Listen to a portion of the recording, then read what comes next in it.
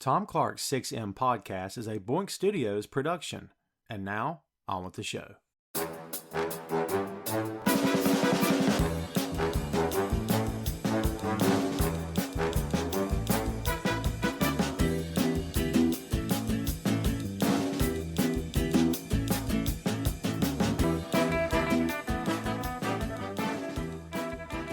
Hey, what is up? Welcome to Tom Clark's 6M podcast. I'm your host, Tom Clark, and in this episode I'm joined by co-host Phil Lindsey. From the pages of Marvel Comics comes one of the most popular characters of all time, robbed of his sight but given extraordinary abilities which he uses to protect the innocent and serve justice in a city that tries to drag him into the darkness in which he's forced to live. We're talking about Daredevil. Known as the Man Without Fear, Daredevil was created by Stan Lee and Bill Everett and debuted in Daredevil #1 in April of 1964. Daredevil is a costumed vigilante who wears a red suit and often uses a billy club in his fight against crime on the streets of Hell's Kitchen in New York City. Daredevil is Matt Murdock, a defense attorney with a strong sense of justice who uses his knowledge to help those in need. He works along with his law partner and best friend, Franklin Foggy Nelson. Matt's abilities as Daredevil came after a childhood accident. Matt pushed an old man out of the way of an oncoming truck which was carrying drums of radioactive chemicals. One of those drums broke loose from the truck and crashed onto the street, dousing Matt's eyes with its contents. As a result of the accident, Matt lost his vision but gained superhuman abilities. Those abilities stemmed from his remaining senses, all of which were extraordinarily heightened from that point on. He developed a radar sense, as well as incredible hearing, which allowed him to hear someone's heartbeat, and a remarkable sense of touch, which allowed him to read regular writing with his fingertips. These powers came into play following the murder of Matt's father, Jack Murdock. Jack was a single father and a low-level boxer who was working his way up the ranks, but he refused to take a dive in a fight. Jack was killed for that decision, leaving Matt alone to fend for himself. Matt soon gained a new mentor in a blind stranger named Stick. Stick was an expert martial artist who trained Matt to become an elite fighter himself. After graduating from law school, Matt decided to use his abilities and his fighting skills to become a costumed adventurer known as Daredevil. Daredevil's primary enemy is Wilson Fisk, aka the Kingpin of Crime. The Kingpin appears in much of Dee Dee's story, which was revitalized in the 1980s thanks to writer and artist Frank Miller. Miller introduced the character of Stick, as well as Elektra, to Daredevil's story. He also introduced the Hand, a secret clan of ninja assassins who became Dee Dee's primary antagonists for much of his run moving forward. Daredevil's comic book success led the character to a big-budget film in 2003 starring Ben Affleck as Daredevil, Jennifer Garner as Elektra, and Colin Farrell as the villain Bullseye. Daredevil also appeared in his own Netflix series from 2015 to 2018. The series starred Charlie Cox in the lead role, with Eldon Henson as Foggy and Vincent D'Onofrio as the Kingpin. Rumors of Cox's possible involvement in the upcoming Spider-Man 3 No Way Home have been reported online, though Marvel has yet to make an official announcement. Thanks to his style, his grittiness, and his sense of justice, Daredevil has become one of the most intriguing and captivating characters in Marvel Comics history. His past, his present, and his future keeps the fans coming back for more. And that's the lowdown on Daredevil. For me, there's always been a few Marvel Comics characters I've sort of always gravitated toward. Spider-Man, chief among them. I think pretty much every kid is immediately attracted to Spider-Man because he's a teenager and he's more closer to their age, I guess, and that's kind of how I felt. Plus, he's cool. Let's face it, the way he looks, his abilities, his powers, all really, really good stuff. As I got older and my taste changed, however, it went from Spider-Man to suddenly the X-Men, then Wolverine, and then the Punisher came along later, but Daredevil I really got into. And if I'd love to tell you that there's a rock solid reason why, but I don't know that I have one. I just the red with the black shadowing on the costume, John Romita Jr., who I believe had a massive impact on that character, and in my opinion, just as much as Frank Miller did from a visual perspective. And we can get into all that, of course, but that's one of the first things that sort of drew me in, and some of the major storylines involved with this character obviously did it for me too. But to this day, Daredevil remains one of my all-time favorite characters, and I would put him, personally, he's in my top 5. So when you're thinking about Daredevil, whether it's Marvel Comics or DC or whatever publisher you're talking about, I mean, is this one of those characters, Phil, that's kind of near and dear to you? Is he somebody you've always been attached to? Have you picked up on him recently, or how are you sort of drawn to this guy? Well, my a lot of my connection to Marvel comics comes from like when they had like the '90s Marvel cartoon on Saturday. So they had like the block with Fantastic Four and Iron Man at one point. And I think that was my first introduction to Daredevil because he's an episode of Fantastic Four. But when I really got into him was the episode of Amazing Spider-Man that he's on. It's like a two-parter, and it has like Kingpin in it. And that's why I was like, oh, this guy's like really cool. Like he's just like his radar sense and just his look is cool. Like the Billy Club and all this stuff is really cool. But at that time I would buy comics sparingly. Like I would buy them whenever I saw them, like at a 7-Eleven or at like a drugstore on a rack. But I wasn't a regular comic buyer until like well into the 2000s. Um, and I really started, collecting and reading Daredevil around 2007, 2008. So like right when like Bendis was going and right out of the Kevin Smith run. And just like a lot of, I don't want to say every character, but it feels that way. A lot of characters in Marvel Comics are flawed. They're human. They're very real. And I've talked about this before, how they feel more like real people. It doesn't feel like an untouchable Superman with this on his chest and the cape on his back, and he's from another world, and he's trying to be human, but it's hard to relate to a guy that's basically infallible and never does anything wrong and never makes an error in judgment, and practically only one thing can kill him. I mean, it was always hard for me. I collected Superman, depending on what run it was, and I got into him, but my heart wasn't in it. My heart was in Daredevil. My heart was in Spider-Man, the Punisher, the X-Men. That's where my heart was. And Daredevil is just one of those guys who is so unbelievably flawed. A lot of times you read a Daredevil book and you're like, how in the world is this guy even a hero? Like, he's one of those guys that could have just walked away and, probably still been just as screwed up as he was. Like, being a hero didn't help this guy get better at all. But at Matt Murdock's core is this sense of justice. And of course it goes along with the fact that he's an attorney, which the whole, commentary on that fits this character absolutely like a glove. But he has this sense of justice that I don't think a lot of the other famous characters out there have. Batman's not driven by the same things that Daredevil is driven by. And the same is true of Wolverine. The same is true of the Punisher. The same is true of Batman or whoever you're talking about, or Superman, I should say. Daredevil's driven by his sense of justice. And it's funny because his sense of justice is at night he puts on this costume and basically breaks the law. And during the day he's practicing law. So it's like I don't know, it's a very interesting dichotomy of a character that we have. I mean, for me, that's one of the drawing points of him. I mean, depending on who's writing the book at the time, is the fact that you have, I don't want to say split personality, but does it kind of feel like a split personality? Like Daredevil feels like a different guy than Matt Murdock, maybe? I would say so. I would say that Daredevil, the dichotomy of Daredevil kind of works because it's like Matt Murdock is like everything you would expect when you look at him. Like he's a, upstanding, blind lawyer. So you would think everything is by the book.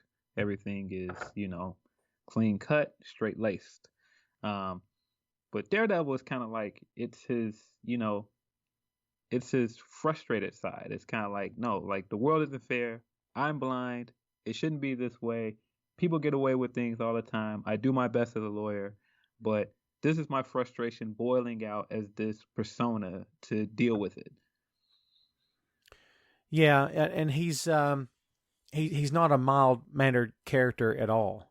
And again, depending on what run we're talking about, he can, in just his regular form, like it's just in a suit and tie, just suddenly, with hoping no one's looking, do what he has to do.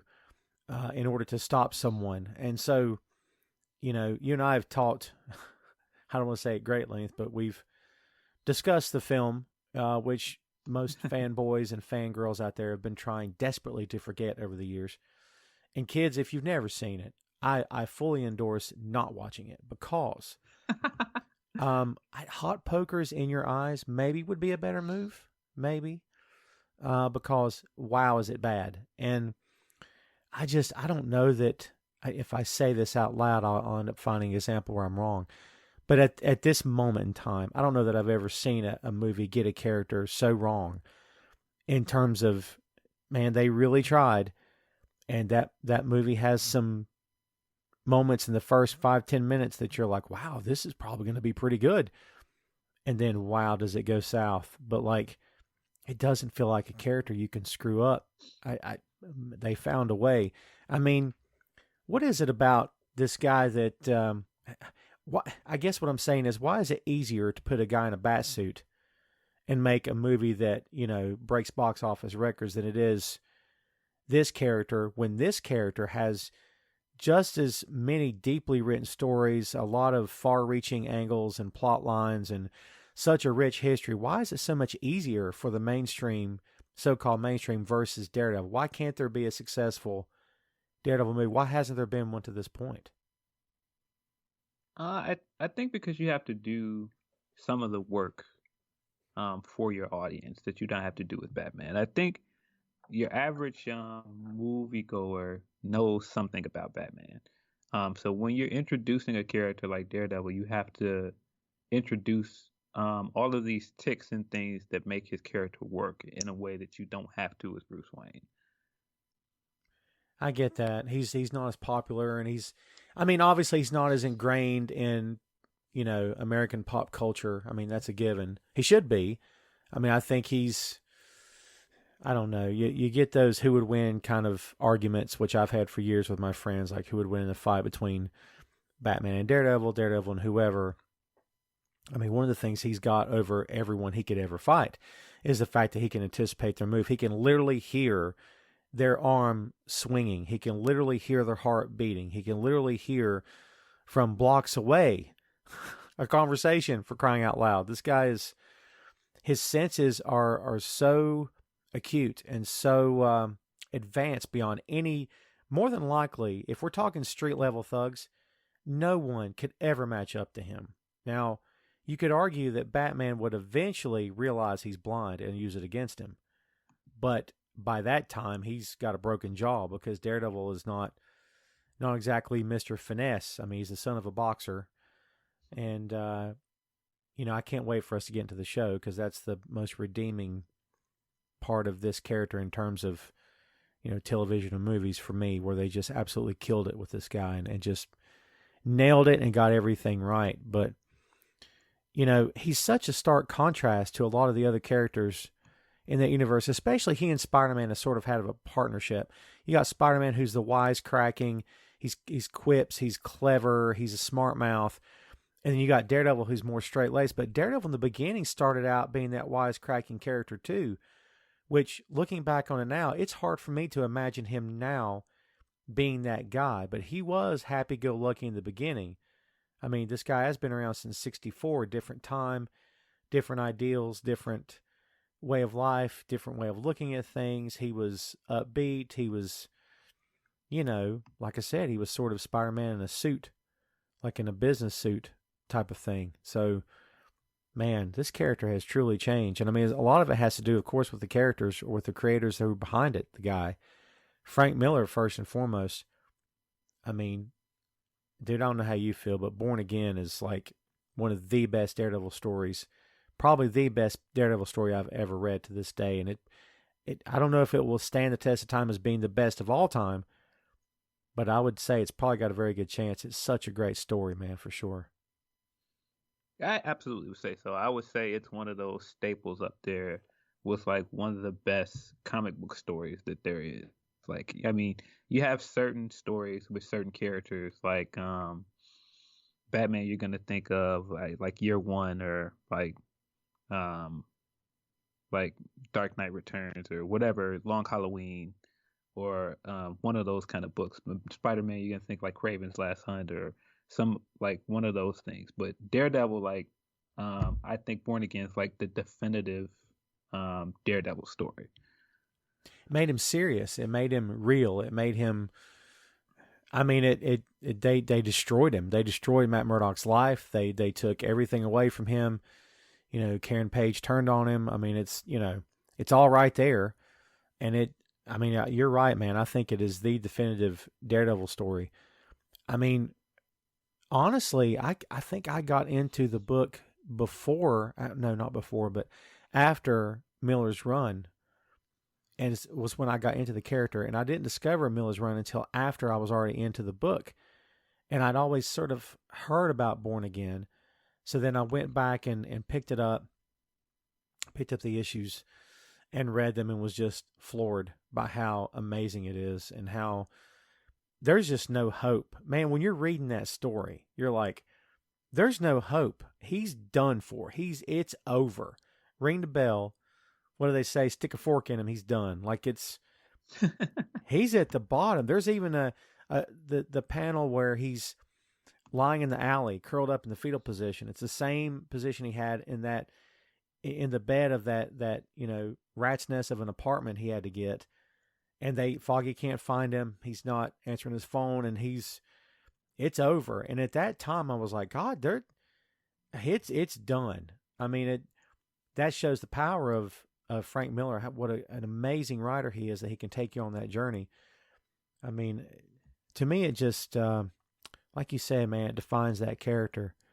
So when it comes to this guy, I don't know if I can think of a Daredevil story that even comes close to Born Again. I mean, the stuff with Typhoid Mary in the book when John Romita Jr. was doing the art, I love that character. And, you know, so many great characters spun out of that book. I mean, not the least of which is Kingpin of Crime, Wilson Fisk, who still, I mean, what an amazing character that is, right?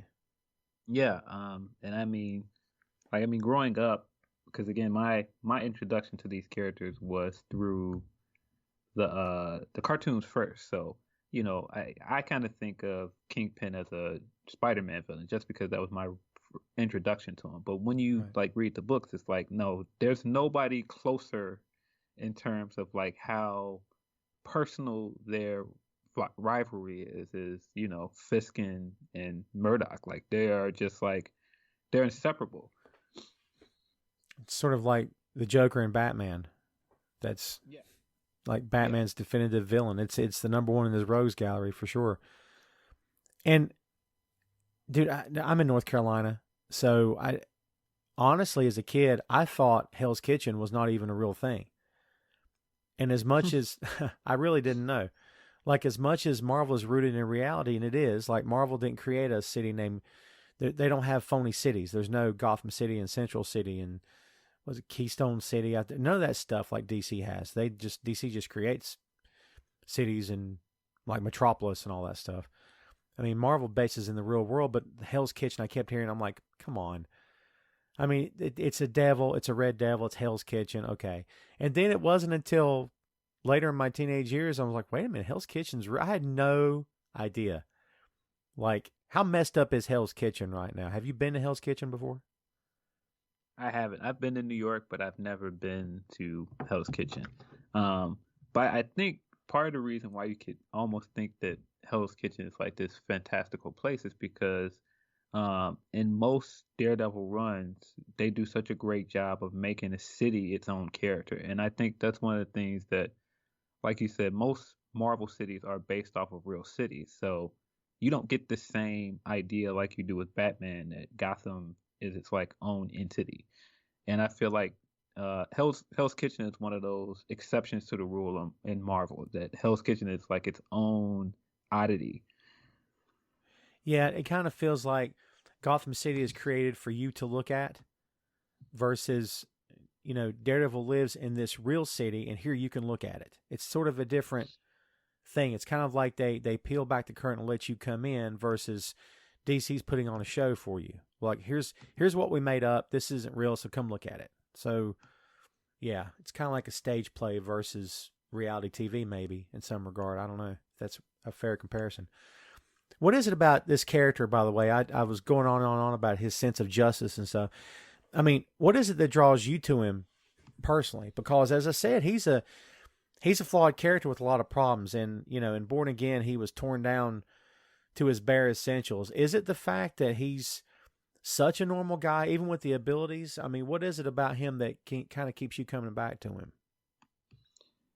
I mean, like I said, I came like at first it was just how he looked. I'm a very visual guy when it comes to comics. Like a lot of guys that I'm fans of, because I draw a little bit. So everybody that I'm fans of, like I would pick up books and I would try to draw them.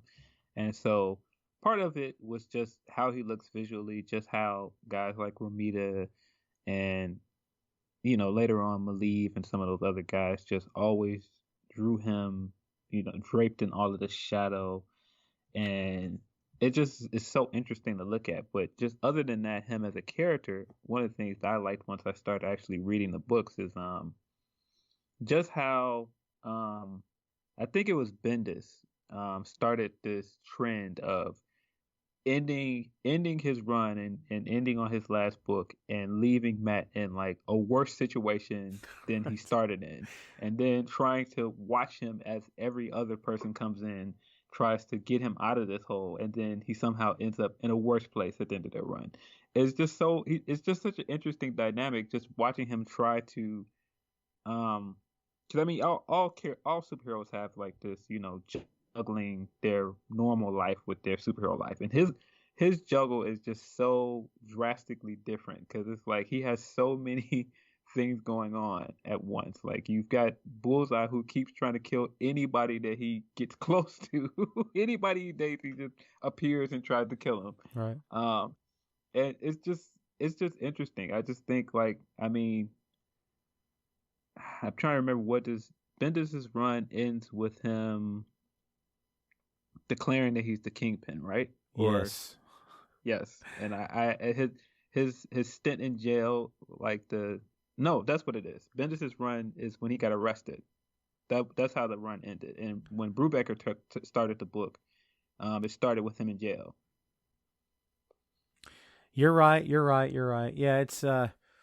There's been so much great stuff written about this character, man. Sometimes it's hard for me to keep it all straight. I haven't collected full time in years, and the stuff that I do have, I go back occasionally and read it, reread it, that kind of thing. But going back to reread this character, man, has been great because it just reminds me of how cool it is.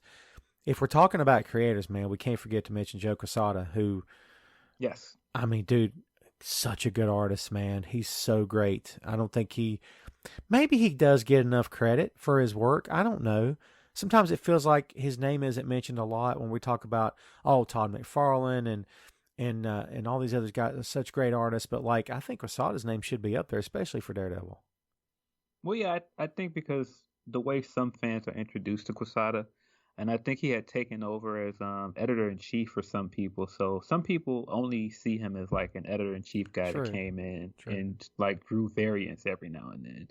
But yeah, Quesada, I feel like is like one of those names that's synonymous with Daredevil. Like you said, like Ramita and like Frank Miller's art style. Like they all are kind of like the contributors to what made Daredevil's visual style so interesting. Yeah, it I'm sitting here watching this Daredevil documentary that I was talking to you about before we started recording, and it just showed him in a church and the cross and everything. That's a whole other aspect to this character we haven't even touched on yet. Is not only his sense of justice, but the way that he fights his internal demons, so to speak, in terms of, not to be coy, but demons, But this idea that, he was raised Catholic Church and taught about doing the right thing, and this idea of, forgiving people and of their transgressions, and trying to live right and do right and treat people the right way, and juxtapose that with going out at night and beating the living crap out of somebody because he broke the law. And so Matt Murdock constantly is dealing with that, and there's a lot of religious imagery in the Daredevil books, which is when I believe it works at its best. And dude, I don't know off the top of my head if there's any other mainstream comic characters, with the exception of maybe Spawn, that can use that sort of imagery and you not open the book and go, okay, well that's cheap. What kind of cheap heat's this? It doesn't feel like that with Daredevil at all, right? It feels like it fits 100%. Yeah, I think the thing that makes like his religious beliefs so interesting, and it plays into that idea earlier that his persona as Daredevil is just such a step away from who he looks like he is, and it's just such a boiling over point in terms of like his frustrations, because it's kind of like Matt Murdock is a guy that believes in order. He believes in the law. He believes in, you know, religion. He was raised to believe in, you know, things that, you know, come with the Catholic religion, like Beatitudes, all of the other stuff, the meek will inherit the earth.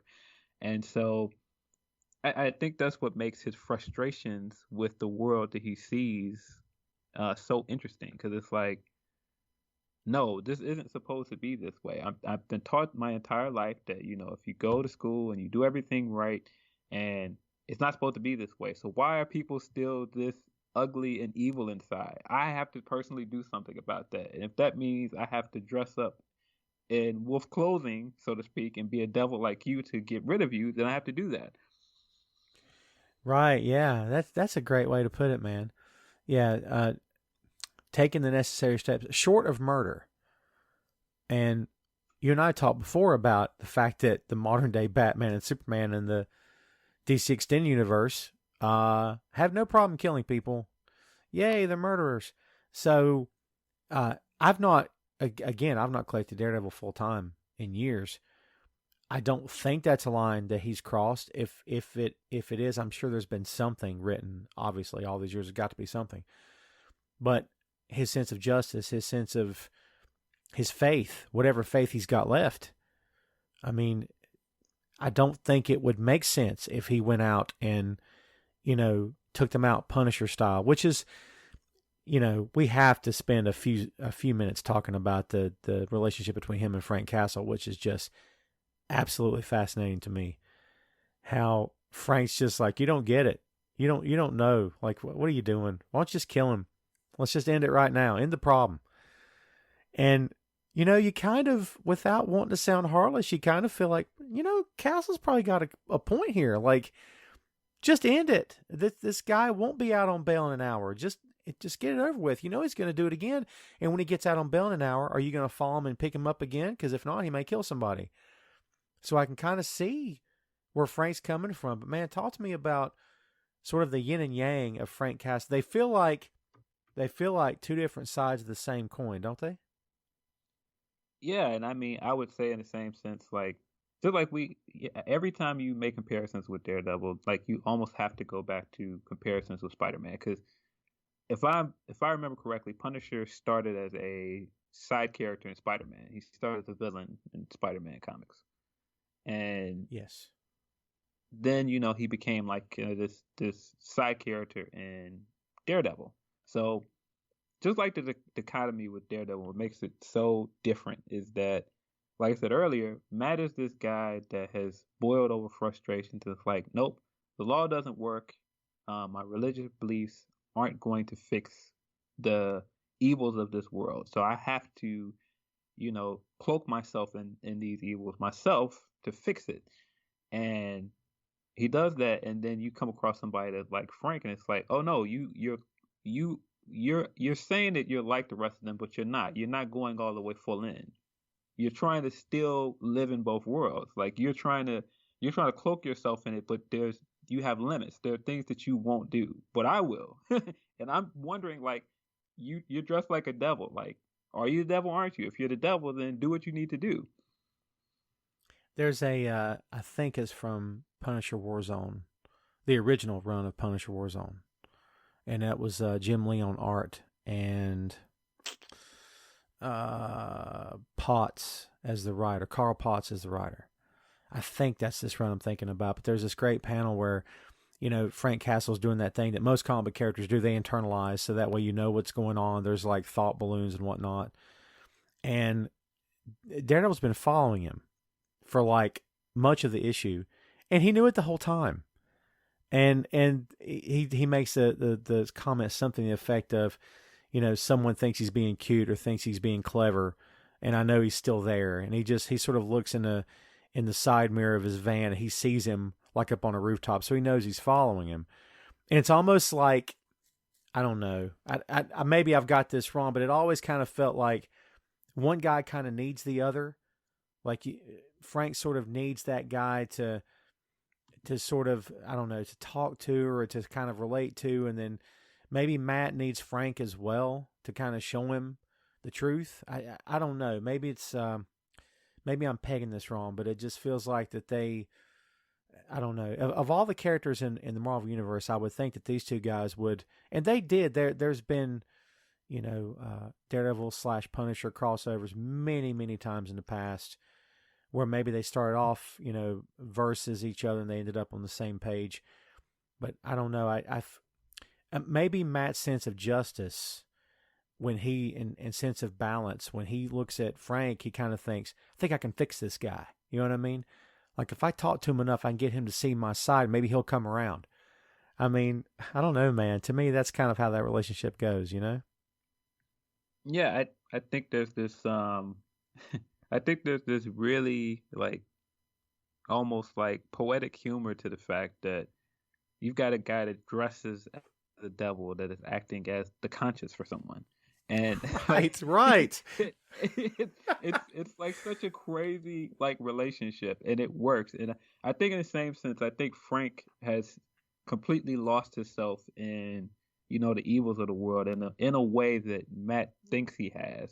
And every time he comes across Frank, he's kind of like, oh no, this is what I could be if I let this go too far. And so every time they come across each other, it's kind of like, no, I can't be like you. I'm not like you. So maybe that's why Matt needs Frank to begin with, to remind him, right? I've got to be sure I don't cross that line. I love well, to be fair, I love both characters anyhow. So for me, when they team up, I don't care what age I was a kid again, because I'm like, oh, I can't wait to read this issue, because it was usually really good. We have slow danced around the media topics here, like the movie / TV projects. So let's just get the movie out of the way, shall we? Let's talk about how freaking dreadful the Daredevil movie starring Ben Affleck and Midwest cutie pie with the pigtails, Jennifer Garner's Elektra. Let's talk about how atrocious this film was, because, brother, I hated this movie. I'm not going to bag on the actors, because the actors got paid to do their part. It is what it is. But wow. I mean, all that money to get it so wrong, and it should have been so right. I thought Affleck was fine. I don't think he was a poor casting choice. I thought everyone around him, with the exception of Colin Farrell, maybe, and even then he was handled poorly in my estimation. What can you name? I don't know if you can do this or not. I don't know if I can. Can you name one thing that killed it for you, that was the clincher when it came to this film, where you were like, okay, I'm out? And you know what I mean? Like, turn it off.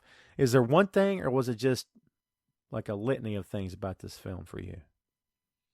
I think it's a collective of things. I think when you first see it, because again, I'm a visual guy, and there's so many things like you can tell. Like, I think Quesada was he was like a consultant or something, or a producer on this movie. So you can tell, because there's a lot of scenes where it looks like Daredevil, like him, cradled on a cross at the top at the beginning of the movie, Yes. and peeking his head over it. Like that is straight out of a Daredevil comic. Like him leaping down out of it and into the church, and even the fight in the church, and a lot of that stuff is spot on visually. But boy, the story is just not there. The story's not there. The character motivations aren't there. Like, I mean, some of these roles are just terribly miscast. there's just so many things wrong with this thing. I mean, we barely see Matt act like a lawyer in this movie, Right. and I think that is a huge missing component.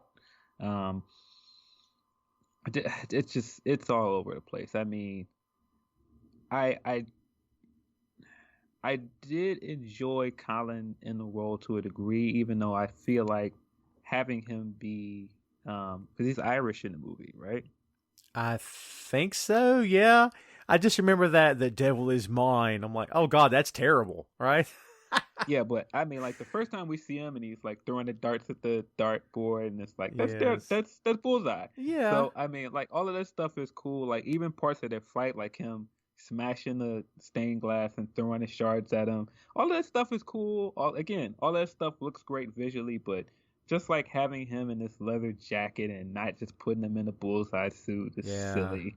It's I think Michael Clark Duncan works. I think he's a serviceable kingpin, but there's some weird connotations with making a black man kingpin that don't exactly work. See, you and I talked off the air about this, and that was my chief complaint.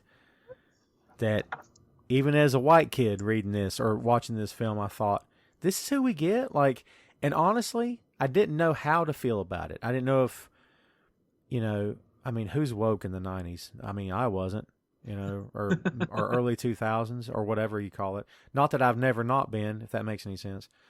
But at the time, I didn't know what to label it as. But in my head, I'm thinking, I don't even know if I'm the one to be criticizing whether or not this guy should be black. Maybe, do you know what I mean? Like who am I to say? But it didn't feel right. It felt like, okay, they've changed the character, which was my biggest complaint, was that by changing his color, you've changed his background, you've changed who he is. Not that it's worse, not that it's not good anymore, but now he's different. Now he's not the kingpin. You could have called him anything. He could have been anybody. I mean, why, if you were hell-bent on Duncan, and that's fine, because, wow, he was imposing. Yep. But I don't know. Like, I don't know. I wasn't, when you said serviceable, that's the best way to describe it, man. Best way. Because, like, okay, we can work with this. That's kind of how I felt. But, man, it didn't click for me. It felt, like you said, it felt odd. I don't know if it was a great choice or not, Yeah, I don't want to jump and say that Duncan was terrible casting, because I do think that he's serviceable in the sense that all of his lines and all of his stuff, I feel like he's the most fully formed character in the movie, if that makes sense. I'll take and I that. feel like I think he's about as close to his counterpart as we get in the entire movie, except for his background. But I just think there's certain things that come with making him black that are unintentionally don't work. And I think that comes from a misunderstanding of who Kingpin is and what makes him so interesting. Yeah, I agree with that. Like I said, is culture the right word that I'm wanting to say? You change, by changing his race, you change his culture. You change maybe the way he was raised. Maybe you change the neighborhood he grew up in. Maybe you change. Maybe you don't. Maybe it's all identical to Wilson Fisk that we've read for years. I don't know. I don't know that they knew, right? Well, yeah, because see, the thing with Kingpin is that the comic world knows that he's the bad guy, but in story, nobody knows he's the bad guy. Like, he is an unassuming philanthropist and a millionaire. Right. Nobody knows that he lives this double life and that he, controls all of the crime in the city. So when you make him a black man, you add all of these, you are automatically add, like, a perception of that would be there of him without knowing it. And that's not to say that that is a correct perception, of course. But as we know in the world we live in, that black men are profiled. And so you have this, this millionaire, and he's black, and he can't get his money from old money. So where is he getting all of this money from? And it creates all of these questions of, who is this guy? Where did he come from? And you wouldn't have the same questions, unfortunately, about a white man. And it's, unfortunately, you're 100% right about it. Unfortunately, it wouldn't raise any eyebrows if he were white. But unfortunately, like you said, the world we live in, the world we've been living in for years, which sucks, it does raise eyebrows because he's black, which, again, dude, I don't know if anyone was thinking this kind of stuff. They just thought, hey, Michael Clark Duncan's available. And what was said at the time was that, look, we need a believable foe. We need someone who can stand toe-to-toe with Ben Affleck and make it look real and be a true force that can counter him physically. I'm like, well, you could have got anybody for that. It's movie magic. I mean, do I believe that, that one guy can fight? Do I believe that Jackie Chan can physically kill somebody with his bare hands? Well, it's possible. It's Jackie Chan. I don't know. But like, you mean to tell me that, I don't know, if he were, an Asian woman, that she's less capable of taking care of herself? I don't know. I don't understand that. Like, if the character works, it works. And again, like we've said before, the book has been around for a long time and has sold a bunch of copies and has created a loyal fan following, like any iconic superhero has, right? So it's worked. Why change it? Tom Clark 6M Podcast is sponsored in part by Radius Law Group. Every day, Radius helps individuals, families, small businesses, and nonprofit organizations throughout North Carolina, Florida, and Pennsylvania resolve their legal issues by providing effective legal counsel in the areas of estate planning, as well as elder law and Medicaid. Radius Law holds the radical belief that working with a lawyer can indeed be enjoyable. So give them a call at 1-800-519-5667 for more information and tell them that Tom Clark 6M Podcast sent you. I'm going to shift gears a little bit because I love talking about this. Let's talk about how freaking terrible Jennifer Garner was as Elektra, because it's awful. Again, Midwest girl next door. She's cute. She always tucks her hair behind her ears. I don't know why that drives me nuts. But she's got the bangs, and I'm like, what am I looking at? This is the Greek assassin. Emphasis on the word Greek. This is the Greek assassin known as Elektra. Wow, dude. Tone deaf, blind. Speaking of Matt Murdock, blind. Are you kidding? There's, I can't even go on about this. How bad is it? Tell me. It's awful. So here's the thing with Elektra. Like, when I think Elektra, because my introduction to her is different. Like, my introduction to her is reading the Frank Miller miniseries, right? With the Yes. It's like the most, I won't say it's the most iconic, because not a lot of people, it's like one of those obscure comic people books. Like, if I go in a comic store and I go, what's the Elektra book? Like, 5 of us will raise our hand and go, oh, you got to read this Frank Miller miniseries from here. But public conscious doesn't know that. Mm-hmm. So when I think of her, I think of her as like this, statuesque, like long draping curly hair, and like, I don't think Jennifer Garner. I don't think like, no.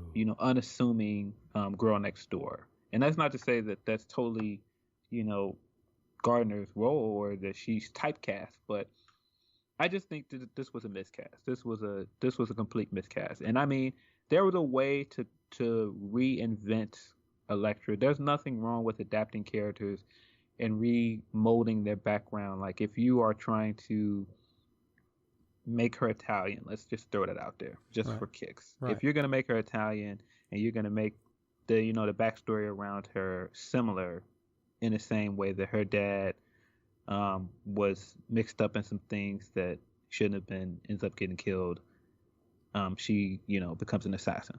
But still, I think you've got to get an actress that kind of fits the look better. And I mean, again, I'm not one of those, they have to look exactly like the comic. They don't. But I just think because she didn't look close to what I thought Elektra should look like, it was one of those things that, like, this movie is really, really bad, so now I'm nitpicking at everything. Right. It's like, okay, this whole movie is bad, and it's like, well, why is she Elektra? It's like, all of these things are bad. Like, I would be more willing to forgive, like, subtle changes like that if the movie was good.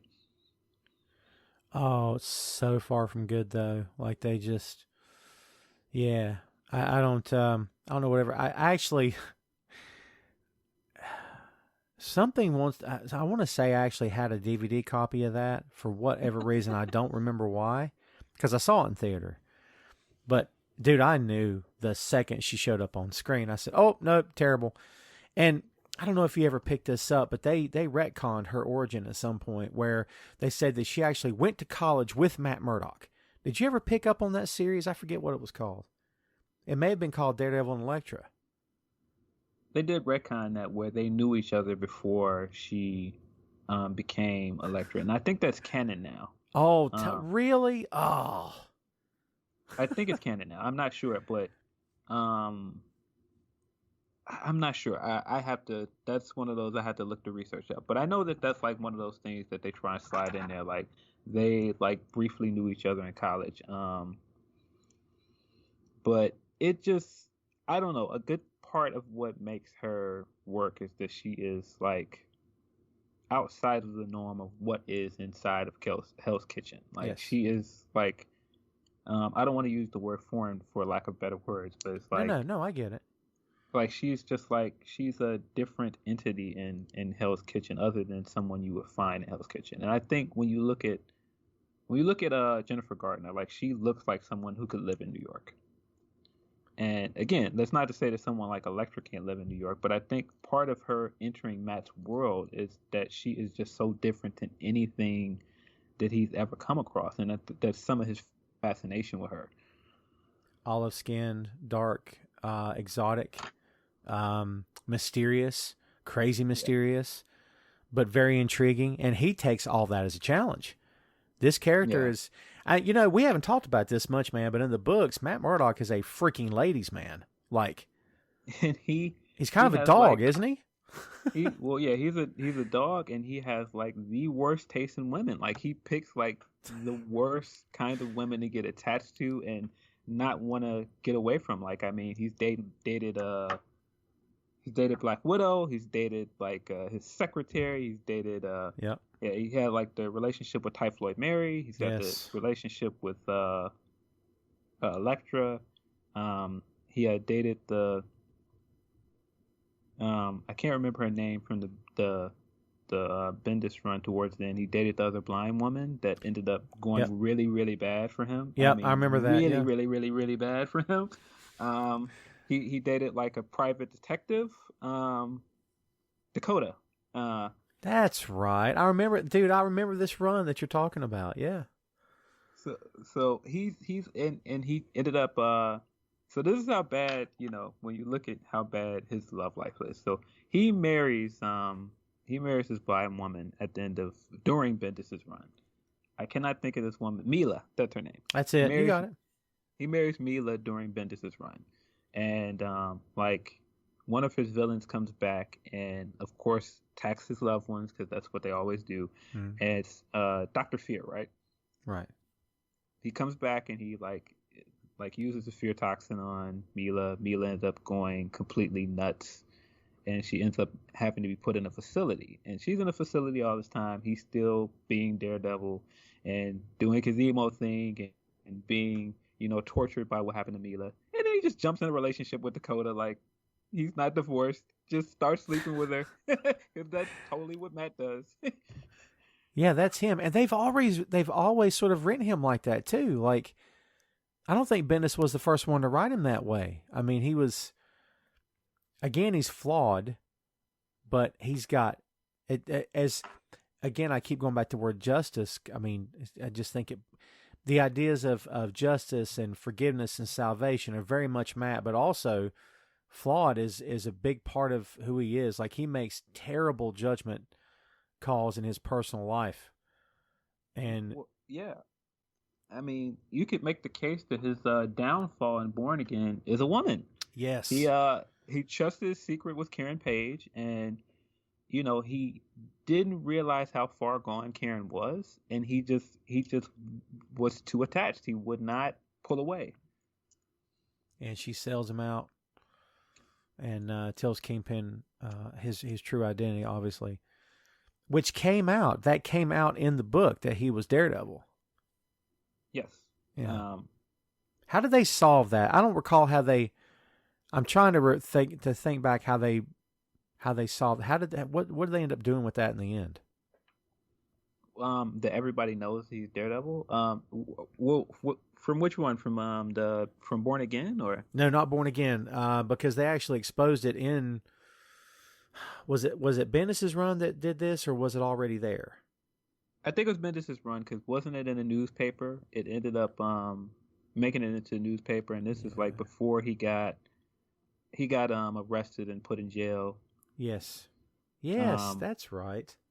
And by the way, if anybody's looking at like other iconic Daredevil stories, I think like The Devil in Cell Block D is fantastic. It's Brubaker's first six issues, I think, of Daredevil. It's fantastic. Like Daredevil's in jail with like a lot of his like regular foes, and him, navigating jail is just it's so good.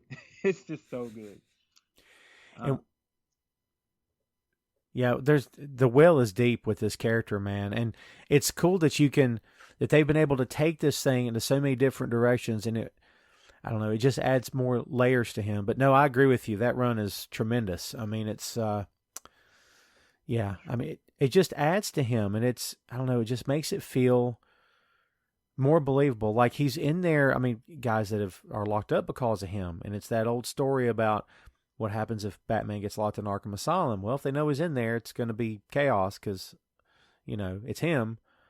So, yeah, if I remember correctly, I think he just denies it. I think he just keeps denying that he's Daredevil. I think that's right. Pretty much how they covered it up.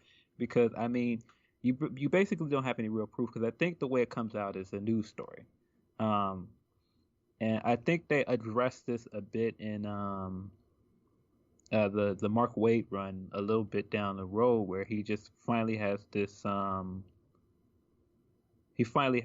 like breakdown in court where it's like, well, I'm lying. I'm supposed to be a lawyer, and I've been lying to you guys all this time, and I've been telling you guys I'm not Daredevil, but I am Daredevil. And he reveals it in court, and then he gets disbarred in New York, and he has to move to San Francisco. And when he's in San Francisco, he stops wearing a Daredevil costume. He actually wears like a red suit, like an actual suit and tie. Mm-hmm. And he runs around San Francisco fighting crime in the suit and tie. And he even still uses the same suit and tie with like the red and the black shirt as his lawyer suit. It's a great run. That's messed up, right? Yeah. Oh, speaking of costume, where do you fall in the discussion of which is the better costume? Are you with the red and yellow, or are you with just the red? Just the red. The yellow just doesn't work for who he is. I mean, it just stands out in night. Because when I think of Daredevil, I think of him as a nocturnal character, kind of like Batman is. He's not a character that operates at daytime. Right. So if you're gonna have this guy run around in yellow, it makes him stand out like a sore thumb. Yeah, I agree with that. And I'm just in my head envisioning what a movie costume of that would look like. It would be so dark yellow with like shades of black in it. It would not even be yellow at that point, because they would have the same thought. It'd be like, well, we got to make this thing blend in. So at that point, it wouldn't even be the right color anyway, so why even bother? But I think when drawn it correctly, when shaded correctly, it can look very cool. But yeah, I'm with you. I think the iconic red is the way to go. They've tweaked it over the years. They tried that black at one point, and it looked like he had like an armor plate on his chest, which I don't know. That was weird for me. I didn't like the armor in the 90s that he wore. That didn't work for me. Like Daredevil doesn't need armor. I mean, you can't. This whole thing is that he's so good at predicting your movement, and he's so skilled that you can't touch him. He doesn't need armor. And how about the tagline is the man without fear, right? Yeah, you've got him running around in armor. He doesn't need that. But when you mentioned yellow, I just thought about the miniseries Daredevil Yellow. Yes. And that's like it's another one of those like iconic Daredevil stories. Really good. Don't they do like the color series where it's like Tim Sale and who's the writer on these things? Jeff Loeb. There you go. Jeff Loeb and Tim Sales. Same guys that write Long Halloween. Yep. The creators behind Long Halloween and Dark Victory, I think it's a sequel to Long Hollywood. Yes, that sounds right. And they do these like kind of love stories around Marvel Comics characters because they've got Daredevil Yellow, they've got Spider-Man Blue, Mm-hmm. and there's another one. Is it Hulk Gray or something like that? I think that's right. And yeah, the Daredevil Yellow is just like a classic Daredevil story. Yeah, it's on my bookshelf right now. Actually, I have all the issues, and I went and bought actually the hardcover to go along with it because I wanted to own it in that in that in that edition also. So, and I don't want to dwell all day on the movie, but I'll tell you this. Going back to it real quick, when the film started off with the accident, and we all know how he came to be. He pushed an old man out of the way of these toxic barrels. They came crashing down and it got into his eyes, took away his vision, but enhanced his other senses to just otherworldly levels. When he's in the hospital and his eyes, of course he can't open his eyes, it's all black, and you hear this loud, I mean, just ongoing, it's like Thor's hammer on an anvil or something, right? But it's the IV drip. And I thought, I looked at, because I went with a buddy of mine, and me and this guy always went to see the comic movies together. We looked at each other and said, damn, that's good. That's really good. And we were like, oh, this is going to be good, right? Because it gave me such hope.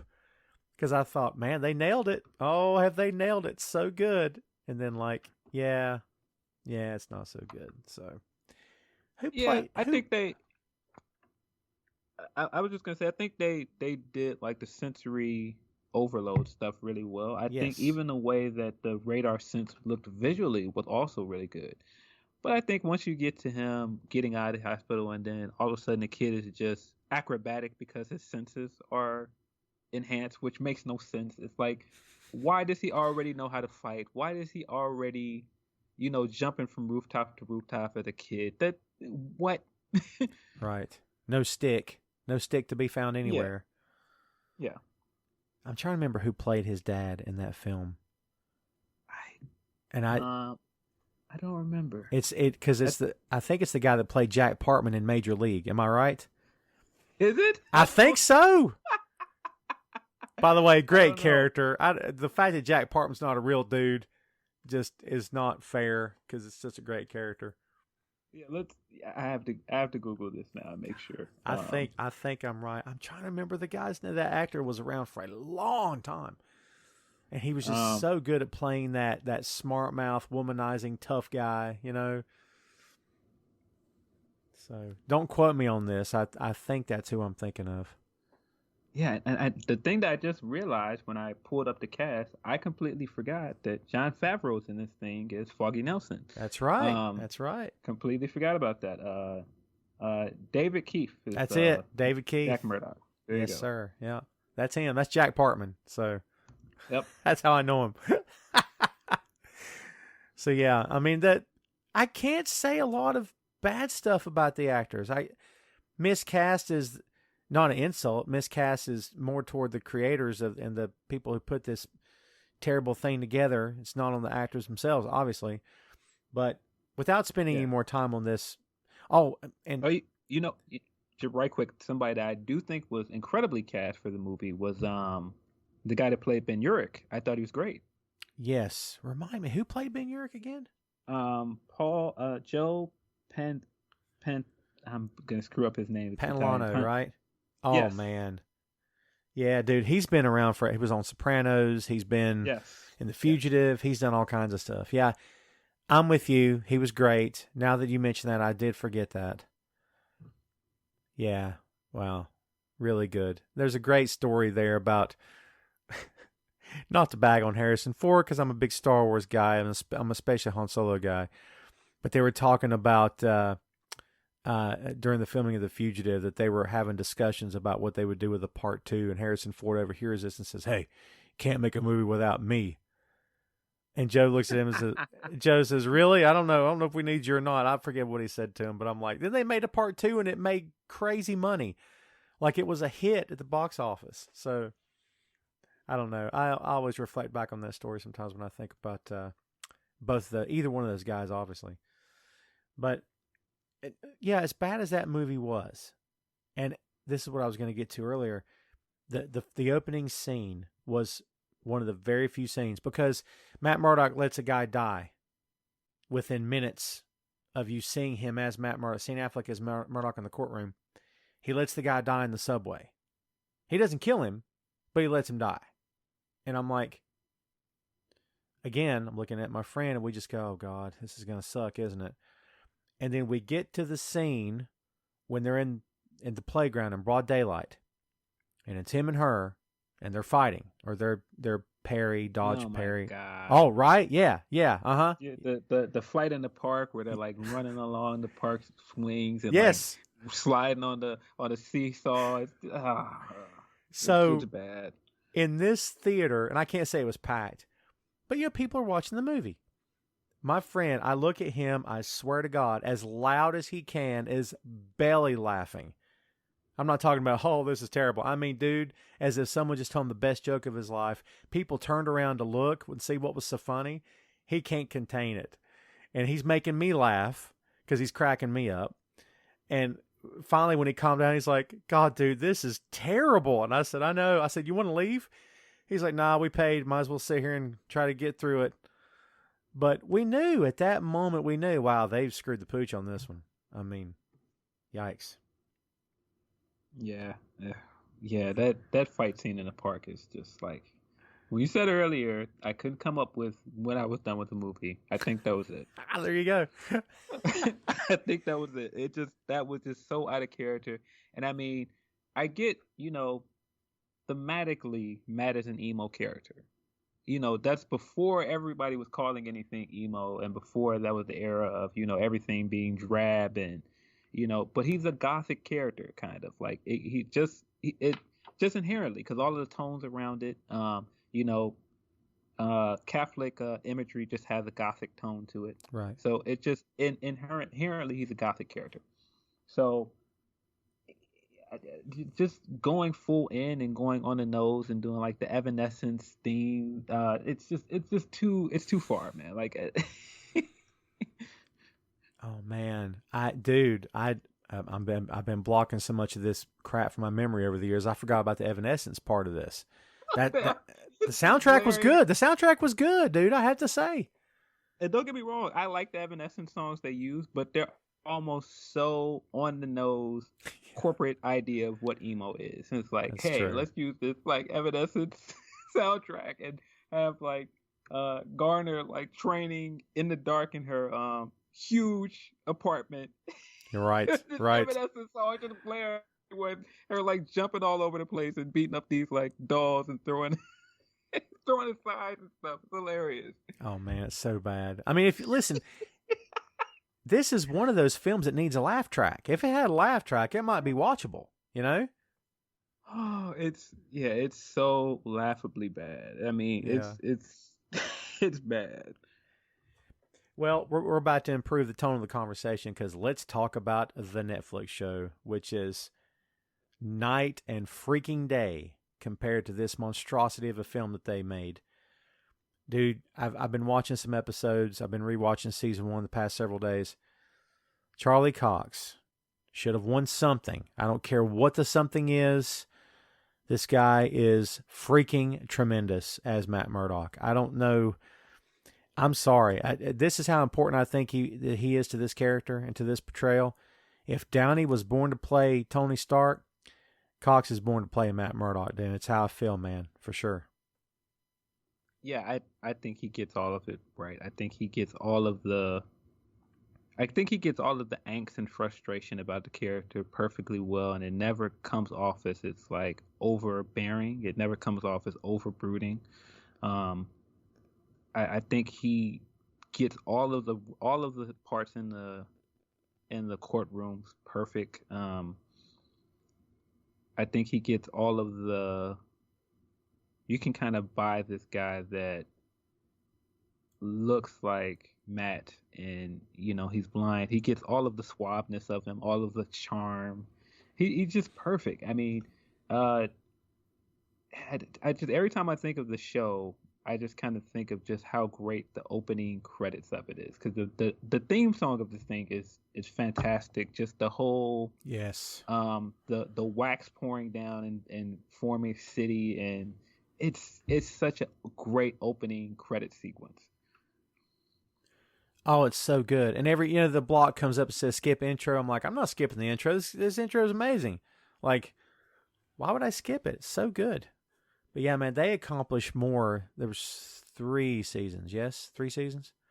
Yes. I mean, they accomplished more in those 3 seasons that I don't know if I could have dreamed possible. I mean, so good. I mean, we have to talk about Eldon Henson as Foggy Nelson. Tremendous. I mean, he's so irritating to some degree. Like, part of me's like, if this dude were my friend, I'd be ready to, all right, let's quit hanging out for a while. You're getting on my nerves. But that's what makes him lovable, because like he's the Jiminy Cricket to Matt. He's on his shoulder. I think he's great in this show, man. Yeah, I think he nails the character of Foggy Nelson. I think he kind of pulls all of the stuff in that we know about Foggy in the comics. That he's just kind of like this goof that kind of ended up next to this guy that can do these amazing things, and he kind of grounds the comic in that way. But in a show, he kind of does a similar thing, and he's a goof in the comic, but he's also so endearing. Um, I was I was a little bit questionable about this casting at first, because we immediately think of him from Mighty Ducks, right? Right. And so it's just like, I haven't seen him in anything in a while. How was he gonna do? And I mean, he just knocked this thing out of the park. Oh yeah, dude. He was a pleasant surprise in this role. And here's how good he was by the time you really get into the show. When he discovers who Matt is, who Daredevil is, I should say, whatever, he's so hurt that Matt never told him, that he never trusted him. And then you see that divide between them where they never talk. They don't talk anymore. And I'm sitting watching the show going, God, I wish they'd patch things up, that they're best friends. And in my head, I'm going, you're watching the TV show, right? But I was so sucked into it. That's how great he was that I didn't want them to be at odds with each other anymore. I wanted them to be friends again. So, I mean, job well done. I thought it was great. Deborah Ann Woll as Karen Page is she's great. I mean, she brings everything to the role, because Karen Page should not be, well, I'm from New York, I live in New York, I'm a New York girl. That's not who that's not, I don't think, who the character should be. She should be misplaced, out of place, not her element. She's uncomfortable. She's not fitting in. Dude, it's perfect with this girl, for real. Yeah, one of the things that's great about Karen as a character in the comic is just that she's kind of like this fish out of water, and it makes it so easy for her, easy for you to buy her being corrupted later down the line. And one of the things I think they do so well in the show is that they kind of go, oh yeah, but she's a fish out of water, but she's been corrupted a way long time ago. You guys just didn't know it. Like, she's been through the ringer before this. And I did think they do a great job of making her this dark character without doing the drug stuff. And right. Just all of her backstory is just so fascinating. And I think she just plays this role so well. She does it in a way that is like, in the same way that you were saying with Foggy earlier, where she's just so frustrating, but at the same time she just gets all of the character beats perfectly. Yeah, and when I started watching the show, my wife actually watched it with me, and I don't know that I had to talk her into it, but I'm telling you, if they approach a tenth of what the book is, this show's going to be good. And obviously they nailed it. Like you said, hit out of the park. It was pitch perfect. And I knew what was coming. I knew what was coming with Matt's mother being the nun. I knew what was coming. And I never told her about the Karen Page stuff. So then when it didn't happen, I was like, they didn't go that route, which is interesting. I mean, had the show continued, maybe they could have gone that route and we could have seen what happened at that point. But, like every other Marvel Netflix show, as we've said before, it has expired. It has become extinct, unfortunately. But yeah, man, it like you said that I just think everybody works together. And we have to talk about Vondi Hall as Ben Urich, who was freaking great. I mean, yes, he was great. didn't he feel? He just felt like a newspaper guy. He did. It didn't even feel like, okay, here's a guy who played Ben Urich. He felt very real to me.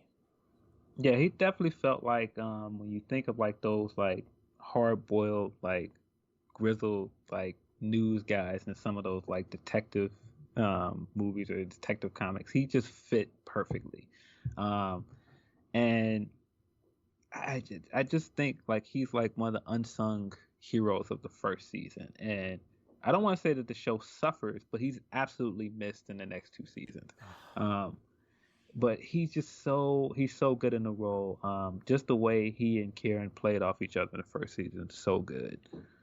I guess you can make the argument that he had to die for the sake of the story, but it doesn't make it any easier to take because I didn't think he should have died. I don't know. I question that bit of booking, as we fans, pro wrestling fans, say.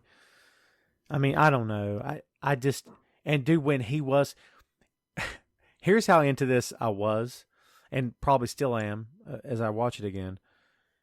When you can tell it's going in that direction, because I think Kingpin goes to visit him in his office. I think it's uncomfortable, and you know it's probably coming, dude. I had so much dread. I had such a sense of dread that Fisk was going to kill him. And like a little kid in my head, I'm going, no, I'm just like panicking. And of course he does. And I'm like, oh God, like it just, wow. I mean, that to me is great storytelling. When you can get so drawn into it that you feel the consequences of what happens during the course of the story. If we're going to talk about Kingpin, we got to talk about Vincent D'Onofrio, who may be the best Marvel villain of all time. Maybe. I mean, you can argue Thanos, you can argue whoever you want to argue in terms of the Marvel Cinematic Universe. I get it. Loki, sure. But man, pound for pound, pun intended, pound for pound being a vicious heel, my God, D'Onofrio's it, man. He is freaking fantastic.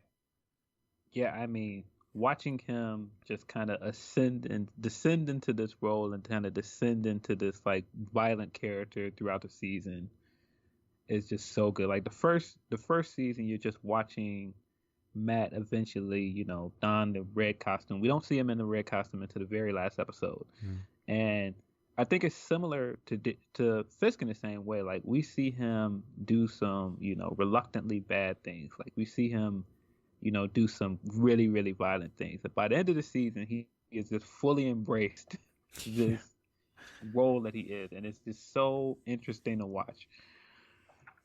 He slams the Russian mobster's head in the car door when he's like down on the ground because he embarrassed him in front of Vanessa in the restaurant. Dude, it's hard to watch. Like, it's not a real guy. No one's getting killed. It's just a show, Tom, relax. But I had to physically look away. I'm like, I had to turn my head because I'm like, oh my God. But that's great storytelling, man. That's, Yes. We have to, if you're going to talk about like just really, really violent and just like, oh my God, like he's really doing that, is when they show his backstory and they show his stuff with his dad, that just keep kicking him. It like, what is happening? It's like I'm like peeking through my fingers watching this thing. Yeah. Didn't he have a claw hammer? Didn't he have the claw hammer? What was he hitting him with? He was hitting him with the I thought it was a hammer. Maybe I'm wrong. It was a hammer or something. Oh man! But because he just like cracks this guy across the skull with it at first, and he just like folds, and he's just still just beating him. He's already dead, but he's just like beating him in a pulp. Oh. Yeah, I mean he's irredeemable. I don't know. I don't know if he's a villain in the Marvel sense of the word, in terms of he thinks he's so self-righteous he doesn't see the fault in his actions. I think he sees completely what he's guilty of, and I think he has a lot of guilt that he carries around. But I think he also, like you said, you use the word embrace. I think he embraces who he is. And he's like, well, this is who I am. Take it or leave it. I'm going to get the job done. It's going to be done Yeah. my way. It's Yeah, perfect. we kind of watch him grow from this guy that has been like put into like because again when I say that Daredevil's character is that all of his frustrations boil into this um you know righteous figure. It's still based around doing the right thing even though he's doing extreme means of doing it. I think Kingpin in the same way is just like he is watching like all of his frustrations with the way the world is and who he is in it. And it's separate in the sense that Matt is brought up not with great upbringing, but he's brought up to, learn right from wrong. But Fisk gets brought up in this world where immediately he's always shown violence. And he's kind of like, I'm not a violent good dude. So we're watching this guy mold into a guy that understands, no, this is the only way that I can get things done is by being this way.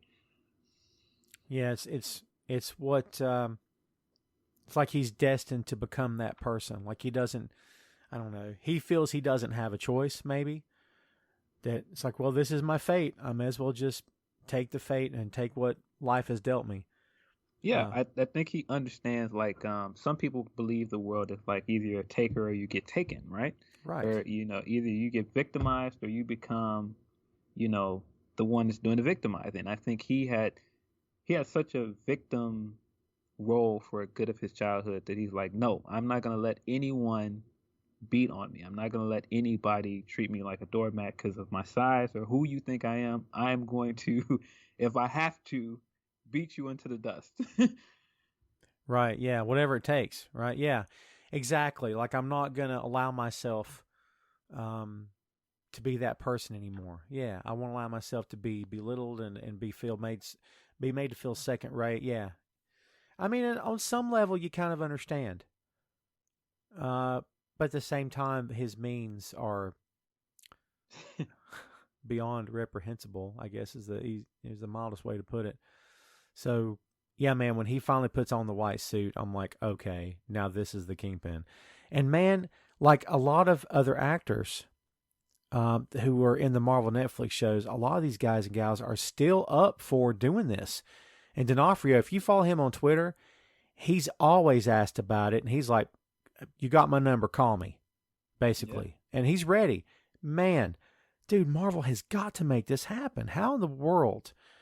You've got these characters; they're ready to go. This isn't a case of DC where it's like, "Well, we got to recast the Flash." No, you don't. I mean, you don't need to recast Charlie Cox. He's great. Just leave him the way it is. I mean, why not make this happen, right? Yeah, we've got to see him in a Spider-Man movie. Like Yes. this has to happen. I almost feel like it has to happen before we see a new version of Green Goblin. We've got to see this version of Kingpin on the same screen with Tom Holland. Doctor Strange and the Multiverse of Madness. Yeah, I would love to see it. That's the rumor.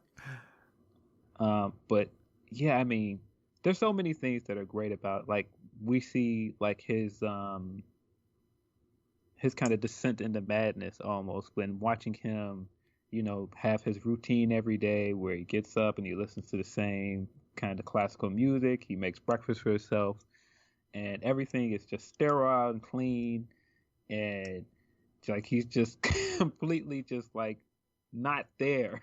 Right. in the head. He's going through the motions. Yeah. And Vanessa represents something that he's not, which is why he falls in love with her. She is innocent and pure, and she is something soft in this world that he lives in, and he very much wants that, which I think there may be some mother issues there too, where she was that's somebody in his life, and now Vanessa is. Of course, by season 3, Vanessa's healed also. And Yeah. wow. Yeah. I don't know that I saw that coming, to be honest with you. Well, I mean, that's a part of their relationship in the comic, and just watching his life corrupt her, and then, she's just not the same person anymore. And I think he's trying to create a life for himself that he just cannot have. It's just it's so compelling. And I think again, it's just part of the idea of the Hell's Kitchen is its own character in a sense that everybody in this part of New York has like this dirty secret, or they have like this side to themselves that they don't want anybody to see, but they eventually let it out. Um, and that, I mean, they don't do any of the drug stuff with Karen, but you know, you see all of this stuff right away that she has like this like hidden dark side. So when you get to the episode where she's interrogated by Fisk guy. He puts the gun on the table and she immediately picks it up and shoots him. I'm like, no, what are you doing? You can't do that. Yeah, that's crazy. And I mean, she doesn't become an addict and tell Fisk his secret, but she still tells him, right? Right. Because she tells him in a different way. And I thought the way they handled that was really good without making her into this like victimized character. She's still her own character. Right. Yeah, she's not portrayed as weak, right? So yeah, not like at the end of her rope. She's not the only female lead in the show, of course. Rosario Dawson as like basically the night nurse, and she shows up in the entire Marvel Netflix universe. And we know that she has a relationship with Luke Cage later on in his show. Man, yeah, wow! Again, perfect casting. She's great. Oh yeah, like she's like the Coulson of the networks, of the Netflix universe. Great like analogy. because she's like brought everyone together. Yeah, and she like in that first season, like just how well she fits into that universe and just how well her relationship with Matt works is really interesting. I think and I don't want to say that she takes on a different kind of characteristic in every one of the Marvel shows that she shows up in, but she kind of does.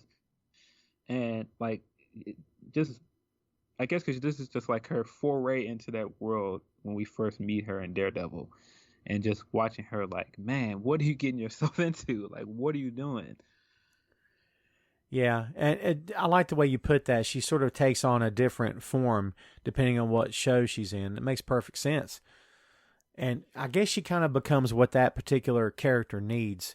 And the relationship between her and Matt Murdock very early on in the show, again, is fascinating to me. How he basically tells her, you know, I may need to get patched up again. So he kind of just, you know, draws her into this, whether she wants to be or not. So, you know, that says something about his character too, where he's like, hey, I found somebody that can patch me up, no questions asked. Let's do this. So now he can keep going out and fighting crime and getting himself punched in the mouth a lot. And yeah, but she is the common thread for these shows, and she's fantastic. I mean, kids, I cannot recommend this show enough. It is great. I don't know what the future holds for these characters, these actors, these stories. They deserve a home. They deserve to keep going. Disney Plus is the thing. We've got to see, dude, if nothing else, just revive the shows and do new seasons on Disney Plus. I'm just having a hard time understanding why that's not happened yet. I think there's like a contract conflict. I don't think they can use those properties again until like 2022 or something like that. There's some date that Netflix has them locked up for. And I mean, we can get into all of the politics of, you know, streaming and the streaming war and why these shows got canceled. It's not the most interesting. So, you know, I won't get into that. But yeah, I think it's one of those deals where they can't use the characters and they can't use those properties for a while. But yeah, I would love to see this show come back. I would just love a season 4.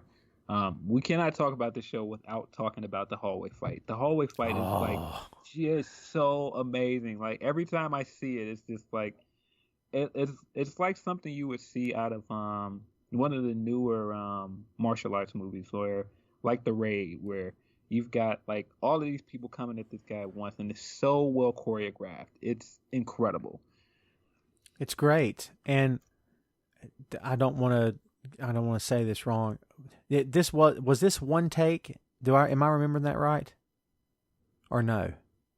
I think it's one of those things where it's one steady shot. Like there are no cuts in this thing. Like it just kind of follows him from behind. And it's like this single steady shot. Yep. And all you see is like you don't know what's going on in the room, but you just know that the guy just flew out through the door. So, and I Yeah, and love that at the end of this, he is spent. He's blowed up, as they say. Can't get his breath. Look like he just ran a marathon. He's like exhausted. It just makes it feel that much more real, man. yeah, and this is like still before he ever dons the suit. He's still wearing the scarf over his head. He's still Mm-hmm. got the visual of using the ropes tied over his fists, to make make harder blows. It's just, man, it just looks so good visually. It's awesome. And he has another similar hallway fight when he gets stuck in a jail in season 3. Ah.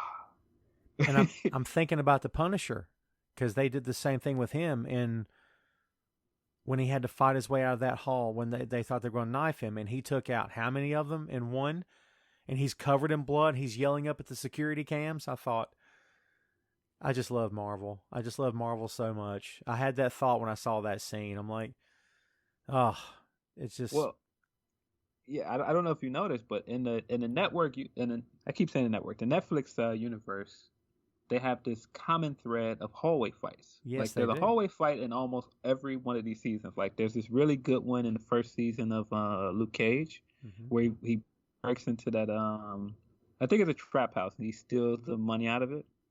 Yes, that's right. You're right. Yeah. And he's listening to Protect Your Neck, right, when he goes in there. Oh yeah. Because I remember he and was it Black Mamba? Am I getting the name right? The he was like the thug. It was his half brother. There was a scene. Oh, They were playing Wu Tang in the background of that also. you're talking about Not Black the guy that Mamba. comes at the end of the season. He's the second bad guy. Yeah, he's Jamaican. Oh, you're talking about season 2. Season 2. What is the villain's name of that season? It's a snake, but I can't remember. The first villain in that season is Cottonmouth. Then it's Yes. Diamondback is the second villain, and I Yeah. can't think of the third villain that he's the Jamaican guy that he fights in the second season. Because it ends up being his half brother. I think. Am I getting that right? I believe I'm Wait a getting. minute. Yeah, it's just I'm wanting to say I'm right, but I could be wrong. No, his half brother's Diamondback. Because Is remember that what Diamondback? it is? Okay, well, I'm just getting the name wrong then. Okay. Yeah, Diamondback's the second villain in the second season. Okay. I mean the first season. He's the Right. second villain in the second half of the season. Um, but yeah, and then there's the hallway fight in Defenders where they're all Yes. and then there's a hallway fight in another one of those shows. The one you mentioned in Punisher. I think there's one in Iron Fist that I'm forgetting about. Oh, we could do a whole thing on Iron Fist, man. Like, what kills me is the first season of that show was not good. Season 2 I thought was miles better than the first season, and I thought, man, by season 3 they'll have this thing nailed because I thought he did great by season 2. But Yeah, wow, it just again it got canceled. But man, Bushmaster's the that's it. season 2 villain, the That's Jamaican yeah. Bushmaster. Maybe they weren't related, but they just grew up in the same neighborhood. I don't know why I'm still making that connection in my head. Yeah, But because you're thinking of Diamondback, because Diamondback was you're his right. half Yep. brother through his dad, because his dad was a preacher. That's right. That's right. I'm remembering the fight scene at night now. That's right. I got you. I mean, we could have a whole. I don't want to get into everything because I'll start talking about how awesome, like everything from that first season is so fun. Yes. Yeah. Luke Cage will have to be a topic, man. That's good stuff. That's good stuff, Yeah, man. really love that show. And let's take it back to old Hornhead himself. Without him, none of this happens. I mean, had they made Daredevil, and just like in the films, had the first Iron Man tanked and not made $10, I mean, probably wouldn't have the Marvel Cinematic Universe. Had the first season of Daredevil tanked, I don't know that we would have gotten any of the other shows we got. I mean, Jessica Jones, Punisher, none of it. But Yeah, man, it was great. It was beyond expectations. I mean, in the same way that diehard Batman fans get excited for a Batman film, I was tripping and I was excited over a Daredevil TV show. I was like, I yeah, never could have imagined this, you know? yeah. And I mean, I had to try and pace myself. I ended up watching like 7 episodes in one night, and then get to the next stand. It's like, oh, there's only 4 episodes left, or there's only 3 episodes left, and then like everybody else is still trying to watch it throughout the week, and I'm like, I kind of watched all of it. Yeah, yeah. It's hard not to binge that stuff when it's that good. Yeah, I mean, I think the great thing about the Daredevil show is that it builds up his world so well. Like, I mean, we get all of the, hallmarks of his world, like Turk and like all of the, the mob bosses that are there. You get all of his, and like all of his inner circle is so well created. And I think that's where the cast really, really shines. It's just those main 3 in the cast for that show are just so good together. They have such good chemistry. Yeah, from the very beginning, you can see it from the very beginning how well they meld together. I mean, it's another example of Marvel handing its properties to the right people. Like, you can't just show up and say, "Hey, I want to do a Marvel film." I mean, you have to have a vision. You have to have something that's going to jive with what they want, and you're able to take those characters to the next level. And so far, with very, very few exceptions, almost everything they do is at least compelling, if not a massive hit, because they're handing it to the right people. And yeah, I mean, Daredevil's a great example of that. I just, we could go on all day about this, man. I can't say enough about the character. I can't say enough about the TV show. I'm always going to be a fan of Daredevil.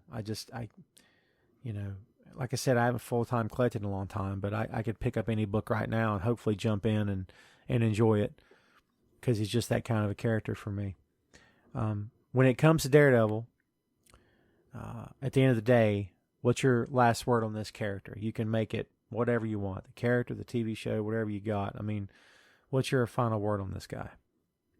I just think, in terms of building a character that is absolutely unique, and that's pretty hard to do in comics because there's like thousands of different superheroes, thousands of different characters, and you manage to make this guy unique in just his mindset, his ideology, just making a blind man into a superhero. It's just such a unique and distinct idea, and I think, all of those things make him stand apart on his own. And just, I mean, everything else, once you add all those things on top of it, to me, he's one of the most dynamic characters in comics to me. Absolutely. I can't imagine him standing still. You always get those big statuesques, the famous Jim Lee Batman pose where he's got one foot up on the ledge and he's got the gargoyle beside of him, and it's like night and the cape is flowing. And that's Batman. That's fine. But Matt Murdock's hugging the cross, and he's tortured in a way, and he's struggling with his dark side and all the turmoil that he sometimes puts himself through, but that goes on around him. He's very conflicted. He's torn, but he feels justified. I mean, he's very complex, as most Marvel characters are. He's very complex because he's very real. He's very human. And I think that's what sets him apart. Like you said, he stands out. And that is a hard thing to do in the world of comic books, in any entertainment world, to be honest. I mean, to stand out and be different and be unique and be something that you don't see every time you go to the newsstand or however you get your books these days, virtually or whatever. I mean, he's different. From the get-go, he's different. And like you said, it's hard to do, but he'll always have a special place for me for a lot of reasons, and he'll always be one of my favorites. And here's to a bright future indeed for the man without fear. And that is Daredevil. Hey, thanks for listening to the show. Check out our social media on Twitter, Facebook, and Instagram at 6M Podcast. We'll see you next time.